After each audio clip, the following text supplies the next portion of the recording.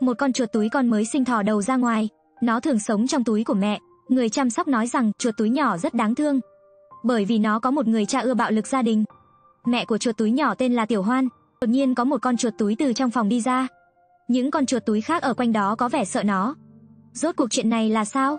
Tên nó là Lúc, đó là cha của chuột túi nhỏ, cũng từng là con đầu đàn của đàn chuột túi này. Lúc đột nhiên chạy về phía Tiểu Hoan. Tiểu Hoan sợ hãi chạy nhanh. Không khí đột nhiên rất căng thẳng. Cặp vợ chồng này vừa gặp đã đánh nhau. Tuy nhiên Tiểu Hoan đang cho con bú, rõ ràng là yếu thế hơn.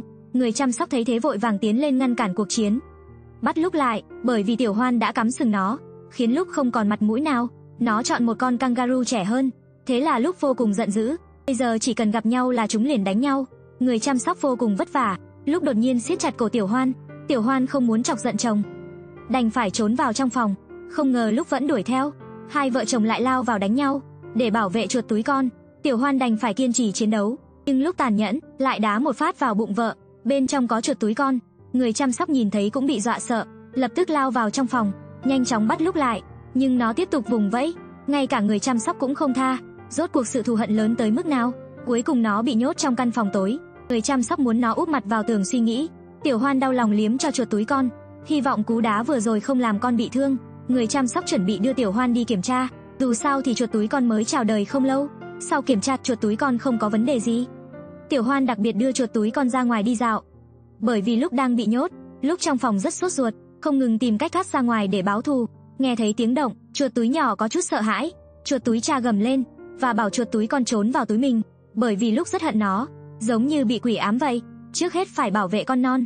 Tiểu Hoan ngồi dưới đất vẻ mặt căng thẳng, sợ hãi đến nỗi không dám động đến mấy con chuột túi trẻ trung.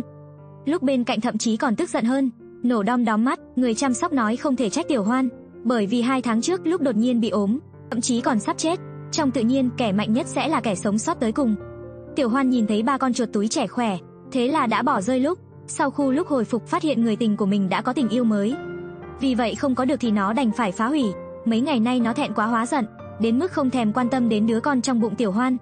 Nhưng chuột túi con vẫn còn quá nhỏ, để tránh Lúc làm hại Tiểu Hoan. Bây giờ nó đang bị nhốt lại. Lúc nước mắt đầm đìa, một chú gấu con đang cố gắng leo lên vách đá. Hành động liều lĩnh này đã khiến mẹ nó hoảng loạn khóc lóc. Bất ngờ nó trượt chân rơi xuống. Mẹ gấu thực sự hốt hoảng, không biết phải làm sao. Có lẽ mong muốn duy nhất của nó ở hiện tại là hy vọng gấu con không bị thương. May mắn là cuối cùng gấu con cũng leo lên được. Thì ra gấu con nghịch ngợm đã không may bị mắc kẹt trên vách đá, và đó là lý do khiến mẹ gấu liều mình leo lên cứu con. Gấu mẹ tìm cách dẫn con của nó đi xuống, nhưng đối diện với vách đá thẳm, gấu mẹ cũng vô cùng căng thẳng. Nó cẩn trọng tìm kiếm lối đi an toàn nhất. Nó dừng lại chờ một chút, khi thấy phía trên gần như là vách đứng thẳng đứng 90 độ. Gấu mẹ biết rằng nó chỉ có thể đi ngang theo sườn núi, nhưng đây là núi tuyết, tất cả xung quanh đều đã bị phủ lớp tuyết dày. Gấu mẹ rất cẩn thận men tới, nó rất nhanh đã nhảy lên phía trên tuyết. Tuy nhiên, gấu con thì lại rất vất vả, bởi vì lớp tuyết quá dày, mà chân của nó lại quá ngắn, vì vậy nó không thể dùng sức được. Dù mẹ gấu đi ngang, nhưng cũng suýt chút nữa thì bị trượt chân rơi xuống. Nó quan sát thêm thì nhận ra bên phải độ dốc ít hơn. Lúc này, gấu mẹ như được tiếp thêm chút hy vọng. Gấu mẹ cố gắng hết sức leo lên, đồng thời tạo lối đi cho con của nó, nhưng gấu con lại không may mà bị kẹt lại. Nó sợ hãi đến mức không dám cử động. Lúc này gấu mẹ cũng bắt đầu gặp chút khó khăn. Cảnh tượng này khiến ai chứng kiến cũng phải đau lòng. Sau đó, một chuyện bất ngờ đã xảy ra. Gấu con bị trượt chân rơi xuống từ trên cao. May mắn là nó đã bám được vào tuyết. Sau đó, nó lại tiếp tục leo lên. Thì ra, đây là thước phim được một nhà thám hiểm ghi lại. Cảnh mẹ con cố gắng đã động lòng anh. Lúc này, gấu con đang cố gắng leo lên. Không thể phủ nhận là nó rất thông minh. Nó biết men theo lối mẹ đã đi, tạo thành lối mòn. Mặc dù hành trình rất khó khăn, nhưng có vẻ như rất có hy vọng. Thấy gấu con sắp leo lên được, mẹ gấu lúc này rất hồi hộp. Nó không ngừng động viên con từ trên cao, thậm chí muốn với tay kéo con lên. Nhưng ngay lúc ấy, gấu con lại bị trượt chân. Kết quả là gấu con lại rơi xuống. Bởi vì độ dốc lớn, nên lần này gấu con bị trượt thẳng xuống nửa sườn núi. Nhưng thật may là nó không bị thương. Gấu mẹ khi chứng kiến con bị như vậy, trong lòng nó như lửa đốt. Quả không sai, con cái chính là trái tim của cha mẹ. Nhưng thật bất ngờ, gấu con lại một lần nữa xuất hiện. Nó quyết không từ bỏ. Nó dùng hết sức mình để leo lên. Tuy nhiên, lần này độ dốc nhỏ hơn. Liệu nó có thể đoàn tụ với mẹ? Đừng quên subscribe kênh để không bỏ lỡ phần tiếp theo của câu chuyện này nhé. Một nhóm học sinh đang cầm điện thoại chụp ảnh. Thì ra con lợn này lại là idol mạng luôn đấy. Tên nó là Nana, cũng là học sinh trường này. Đến bạn cùng lớp còn phải gọi nó là đàn chị đấy. Nana rất được mọi người yêu mến, thường xuyên được các em cho đồ ăn vặt. Đã là con heo rồi, thì đương nhiên việc ăn uống là không cần phải tiết chế. Tính đến nay, Nana đã ở đây được 3 năm rồi. Đã được xem là cao thủ rồi. Khi chuông vào học reo lên, nó mới lắc lư cái mông chậm rãi tìm lớp học của mình. Nana tìm đến phòng giáo viên, rất thuần thục mà dùng mũi đẩy cửa, sau đó ung dung bước vào. Ở đây không ai dám phạt nó cả. Vừa bước vào lớp, cô chủ nhiệm đã lấy đồ ăn vặt ra mua chuộc. Chỉ khi nào nó ăn uống no nê thì nó mới chịu im lặng bỏ đi. Ha ha ha, nhiều giáo viên còn đùa rằng Nana giống như một hiệu trưởng, ngày nào cũng đi tuần tra các lớp học, thậm chí còn tịch thu đồ ăn vặt của học sinh. Ngoài tên gọi Nana, nó còn được một số học sinh gọi là cô Chu. Sau khi ăn uống no nê, Nana đi xuống cầu thang, chuẩn bị lên lớp thể dục.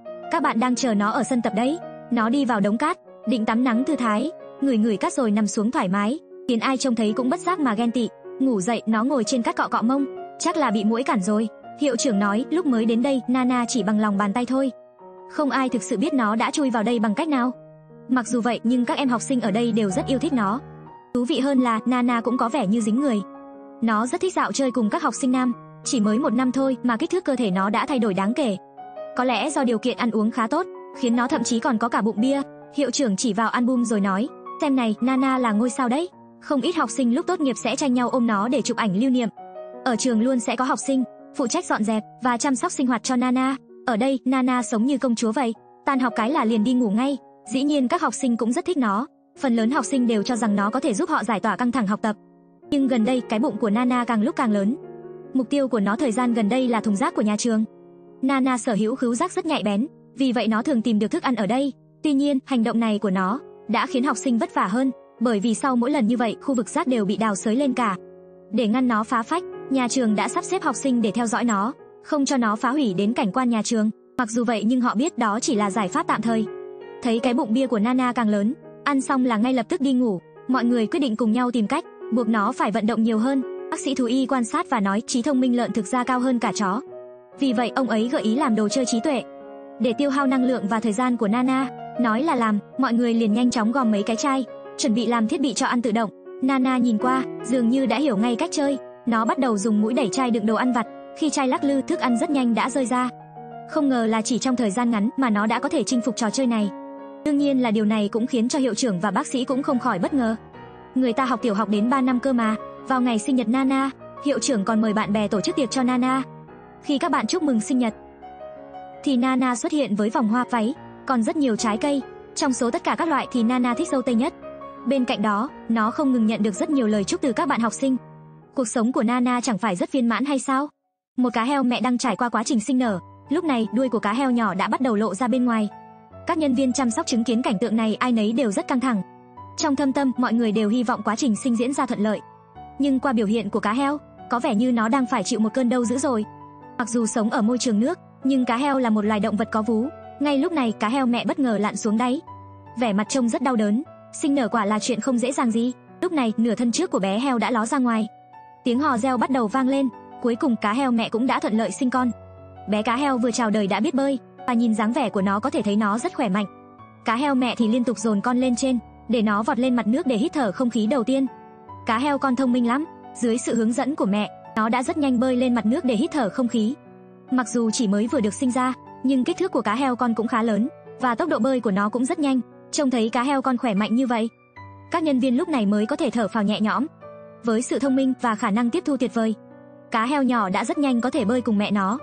Các nhân viên vô cùng vui mừng, chào đón sinh mạng mới đến với thủy cung. Tuy nhiên, bởi vì vẫn còn nhỏ, cá heo nhỏ vẫn chưa thể tự mình kiếm ăn, nó vẫn phải dựa vào mẹ mình.